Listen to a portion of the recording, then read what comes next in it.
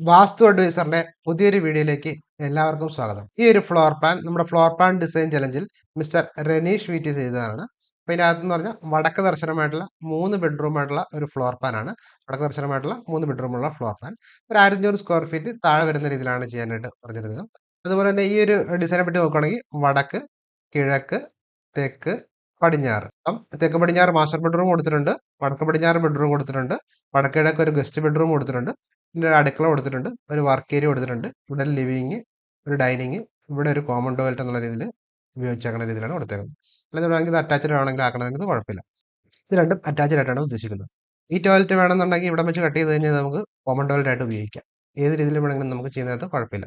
പിന്നെ ഇതിന്റെ റിക്വയർമെന്റ് അളവുകൾ പറഞ്ഞിരിക്കുന്നത് ഇവിടെ ബെഡ്റൂം ഒക്കെ മിനിമം ഒരു സൈഡിൽ ഒരു 4 മീറ്ററെങ്കിലും ഉണ്ടായിരിക്കണം എന്നാണ്. മിനിമം ഒരു 4 മീറ്ററെങ്കിലും ഉണ്ടായിരിക്കണം. ഡൈനിങ് ഹാളൊക്കെ മിനിമം ഒരു 3.5 മീറ്ററെങ്കിലും ഒരു സൈഡിൽ ഉണ്ടായിരിക്കണം. ഒരു സൈഡിൽ 3.5 മീറ്റർ ഡൈനിങ് ലിവിംഗ് ഒക്കെ മിനിമം ഒരു 3.5 മീറ്ററെങ്കിലും ഉണ്ടായിരിക്കണം. ബെഡ്റൂം ഒക്കെ ഒരു സൈഡിൽ മിനിമം 3 മീറ്ററെങ്കിലും ഉണ്ടായിരിക്കണം. അപ്പൊ കിച്ചണും 3 മീറ്ററെങ്കിലും ഉണ്ടായിരിക്കണം എന്നാണ് പറഞ്ഞിരിക്കുന്നത്. അപ്പൊ ആ രീതിയിലേക്ക് വേണം. ടോയ്ലറ്റ് ഇവിടെ ഒരു മിനിമം ഒരു 1.5 മീറ്റർ 150 സെന്റിമീറ്റർ എങ്കിലും മിനിമം ടോയ്ലറ്റ് വരുന്ന രീതിയിൽ വേണം ചെയ്യാനായിട്ട്.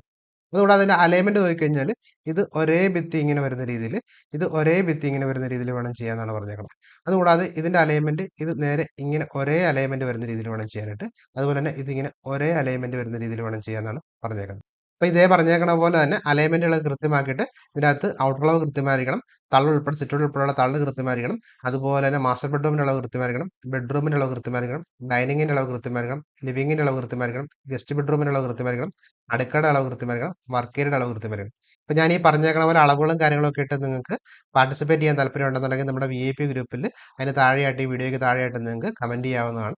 അതുപോലെ തന്നെ ഇതിന്റെ വീഡിയോകളുടെ അളവുകളും കാര്യങ്ങളൊക്കെ ഞാൻ ഇടണമെന്നുണ്ടെന്നുണ്ടെങ്കിൽ തീർച്ചയായിട്ടും ഒരു 10 പേരെങ്കിലും ഫ്ലോർ പ്ലാൻ വേണം എന്ന് പറയുകയാണെങ്കിൽ മാത്രമേ ഇനി അളവുകളും കാര്യങ്ങളൊക്കെ നമ്മൾ VIP ഗ്രൂപ്പിൽ ഇടാനായിട്ട് ഉദ്ദേശിക്കുന്നുള്ളൂ. അപ്പോൾ നിങ്ങൾക്ക് താല്പര്യം ഉണ്ടെന്നുണ്ടെങ്കിൽ ഇതിന് താഴെ ഫ്ലോർ പ്ലാൻ എന്ന് കമന്റ് ചെയ്യുക. അതുപോലെ തന്നെ ഫ്രീ ആയിട്ടുള്ള നമ്മുടെ VIP ഗ്രൂപ്പിൽ ജോയിൻ ചെയ്യുക. അപ്പോൾ അടുത്ത ദിവസം അടുത്ത വീഡിയോ ആയിട്ട് കാണാം. Thank you.